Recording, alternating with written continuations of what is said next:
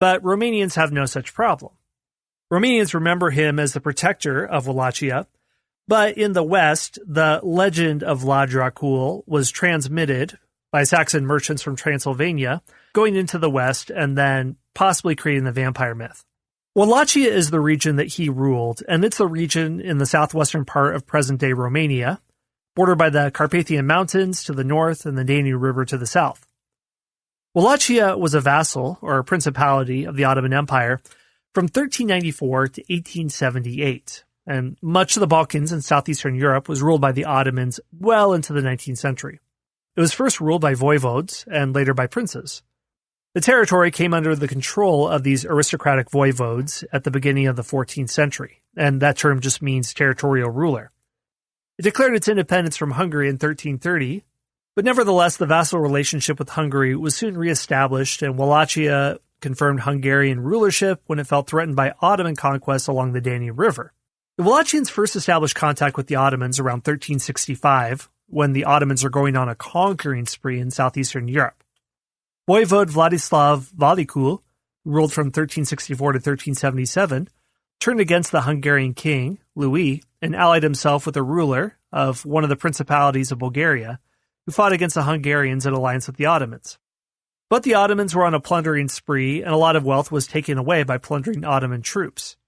Different voivodes tried to fight back, but they were ultimately unsuccessful. Vlad, who ruled from 1394 to 1397, first acknowledged Ottoman supremacy in 1394 and paid taxes to the Ottomans. The policy in Wallachia in the 15th century was defined by where it was located. It was between two competing military powers, the Ottoman Empire and the Hungarian Kingdom, and it would throw support behind different ones of these kingdoms. Both of them were bigger and stronger than Wallachia, and peace treaties between the Hungarian Kingdom and the Ottoman Empire from 1444 to 1519 mentioned Wallachia and Moldavia as vassal states, or areas under their power that paid taxes to them. Escalating conflict between the Hungarians and Ottomans resulted in fights for the throne in Wallachia, as both parties intended to put their candidates at the head of that country, so they would have their support. Voivode Vlad Dracula, who reigned from 1436 to 1446, fought against the Ottomans in the beginning, but later realized the Sultan's authority. This led to a Hungarian attack and caused the voivode's death. Vlad Tepes, or Vlad the Impaler, was supported by the Hungarian king, Matthias I Hunyadi, in his fight against Mehmet II, but later the Hungarian king imprisoned him. After his release, Vlad Tepes recaptured his throne with Hungarian help, but only for a short time, as he was killed by a Romanian nobleman. And so over time, there are different people placed on the throne, they're killed, and Wallachia is passed back and forth. This is important for Vlad Tepes because he has to be as cruel as humanly possible and as vicious as humanly possible, because what he lacks in power, in men, in numbers, in his army, he has to make up for in shock tactics, in shock and awe and brutality, and that's what he does. That's a background context. So finally, let's get into the history of Vlad Tepes. Perhaps no legend of a former dictator has captured the imagination of pop culture than Vlad III, or Vlad Tepes, Vlad the Impaler, or Vlad Dracula, meaning dragon or devil, the Prince of Wallachia. It takes sadistic gumption to earn the nickname the Impaler, but that's exactly what Vlad was able to accomplish when he reportedly killed up to 100,000 people in his lifetime by impalement. The use of impalement causes an intensely painful death and was probably one of the most painful ways to die in the medieval world, and was considered a notoriously brutal practice even in this time period. Vlad III had an almost casual use of this practice. In this method of execution, a stake was smoothed and driven from the victim's anus and through their mouths for a slow and agonizing death that could last for hours or even days. Sometimes an existing stake, such as a tree limb, could be used, and the victims of impalement would stay alive for a few days at most, although death can be hastened by allowing them to drink water. In cases where it was a possibility, the arms of the impaled were cut off to prevent them from escaping. While the technique of impalement originated in Asia, Vlad could have learned the details of this process during his imprisonment by the Ottoman Turks. It's also possible that his father learned the methods of impaling during his travels as a member of the Hungarian court, although it's unlikely his father ever impaled anyone. Anyway, once the victim was impaled, their body weight would cause them to slowly slide down, resulting in massive internal injury and death. The physical nature of impaling is well recorded, but the potential psychological and horrifying effects of seeing impaled victims can't be overstated. Seeing victims writhe in agony for hours or rot away as scavengers picked at their corpses must have had a terrible impact on the psyche of armies that were thinking about invading Wallachia. It's one thing to suffer the physical pain of this torture, but it's another thing to contemplate dying, and this could really weaken large armies. In one instance, Mehmet II, the Ottoman Sultan who conquered Constantinople in 1453, decided not to fight him when he saw 20,000 corpses impaled outside of Vlad's capital of Targoviste. To further insult his foe, he ordered his victims' noses to be cut off and sent to Hungary to show his ability in fighting the Ottomans, who at the time were perceived by European rulers to threaten Christendom. Somehow, Vlad III made the vampire appear soft by comparison. Vlad III's reign was marred by his descent into madness and sadistic vices, and his childhood was filled with instability, political positioning, war, and other atrocities. And before I get too far in his biography, I should mention here that some of the descriptions of him that seem like they're a polemic or they're really casting him in the worst light possible were probably written by early German accounts by Saxon merchants who went from Wallachia to Germany and are trying to cast him in the worst possible light. I'll get more into the sourcing later, but first I just want to sketch the general background of him. Vlad was born in the last few weeks of 1431 in the fortress of Sighisoara in Romania. Vlad's father, Vlad II, was a commander in the Wallachian army before the Holy Roman Emperor Sigismund bestowed upon him the honor of being a member of the Order of the Dragon. This was a secret fraternal order of knights created to protect the interests of the Roman Catholic Church, which included protecting Eastern Europe from Ottoman forces and their religious practices. Vlad's time as a member of the order earned him the dubious distinction of being referred to as Dragon, or Dracula, a name Vlad Tepes later adopted as Son of Dragon, or Dracula. Shortly after Vlad II accepted his commission as a member of the order, the Ottoman army made its way toward Romania, or Wallachia, with the intention of warring with the Kingdom of Hungary over Wallachia. In an effort to walk a very fine line between the two kingdoms and appeasing both while trying to maintain some semblance of independence, Vlad II served a short term as Prince of Wallachia for Hungary before switching teams and joining the Ottomans. His political turnabout gave everyone involved pause, and his two young sons, Vlad III and Radu, later known as Radu the Handsome, were taken into captivity by Sultan Murad II of the Ottomans and held as collateral to compel Vlad II to keep his word, which he didn't. Well, life in Ottoman captivity for Vlad III and Radu was not very pleasant. They were forgotten and uncared for, and the boys spent many of their days locked in a dungeon. They were abused and exposed to mistreatment, including torture. Vlad III's obsession with the morose began to show up in his behavior as a young boy. It was then that he developed a sort of skill for the sadistic appetite that torture later satisfied. In 1447, Vlad II was assassinated, and Mehmet II appointed Vlad III Prince of Wallachia, but this was a name only.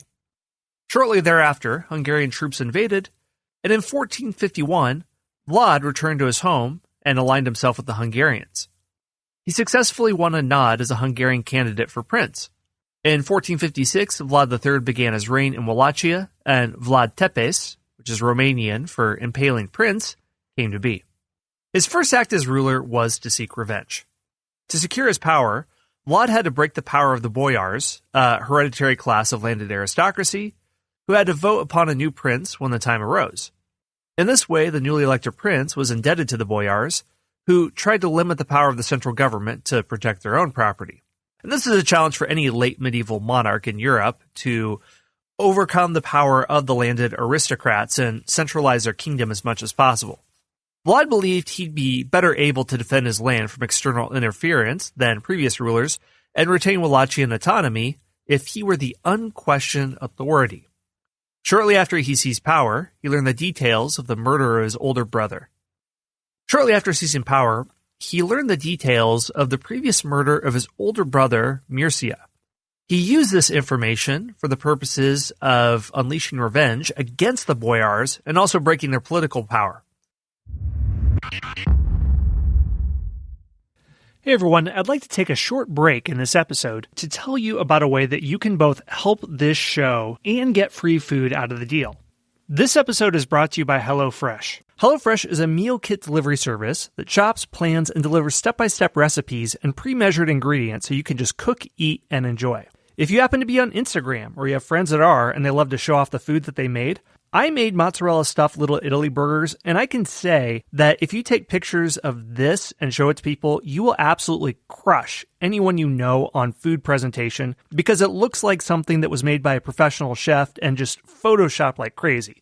I made it for my family. It looked incredible and it tastes incredible. It was straight up artisanal. So what HelloFresh does is it does all the meal planning, shopping, and prepping, and you get simple recipes and pre-measured ingredients that are delivered right to your door in an insulated bag. Even if it's on your doorstep for a few hours, it's still fine. All meals come together in 30 minutes max, and they call for less than 2 pots and pans and require minimal cleanup. If you're trying out some of the family plan recipes, the meals really do fit all palates. There are 3 plans to choose from: Classic, Veggie, and Family, with the option to switch between when your tastes change. For $80 off your first month of HelloFresh, go to HelloFresh.com/unplugged80, that's 80 the numbers, and enter unplugged80 as your promo code. Again, go to HelloFresh.com/unplugged80 and enter unplugged80 as the promo code. It's like getting 8 meals for free, and you get $20 off your first 4 boxes. So go to HelloFresh.com/unplugged80 and enter unplugged80 as the promo code. Around Easter of 1457, Vlad called the boyars of Târgoviște to his palace for a feast to celebrate the religious holiday. At the feast, he began to question their loyalty. Here's a quote translated from the German minstrel Michael Behe, and this is an account of what happened. He, Vlad, or Dracula, asked the assembled noblemen, "How many princes have you known?"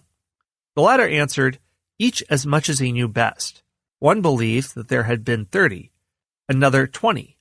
Even the youngest thought there had been 7. After having answered this question, as I have just sung it, Dracula said, "Tell me, how do you explain the fact that you have had so many princes in your land?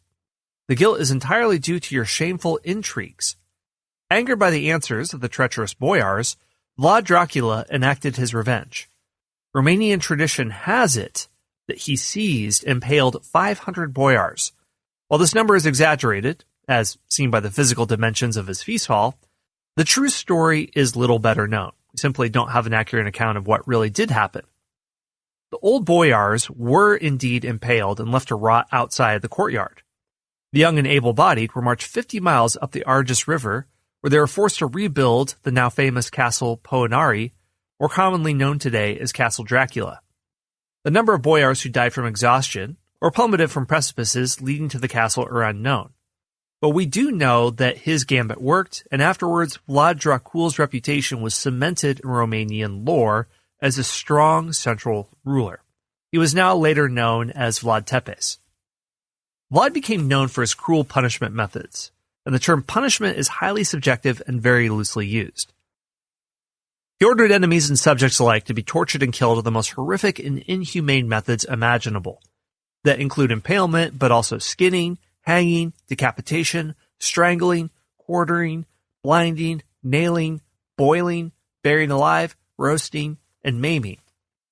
And the most famous event, which I alluded to earlier, occurred when Ottoman Sultan Mehmed II threatened to overtake Wallachia if Vlad did not agree to an annual tribute. 1461, Vlad refused to pay the tribute and prepared for Ottoman invasion. He preemptively striked and raided Ottoman towns in the Black Sea vicinity until then. In June 1462, Mehmed II led the Ottomans across the Danube into Wallachian territory with an army of 90,000 Ottoman soldiers, who were arguably the elite military force of Europe and the Middle East at this time. 25,000 of these were his elite Janissary corps. The Sultan wanted to make Wallachia into a buffer between his lands and the Catholic West. Vlad and his predecessors were untrustworthy as being a client state, so Mehmet took with him Vlad's brother Radu, who'd been in Ottoman captivity all this time, and was fully indoctrinated into the Ottoman Empire, and he had the intent of placing him on the Wallachian throne as a puppet. The Sultan believed that the creation of this Wallachian buffer zone would allow him to shorten his border with Central Europe and make it easier to defend and launch future invasions. With Vlad Tepes, he only had 22,000 soldiers and was outnumbered almost 4 to 1. He knew that he couldn't win with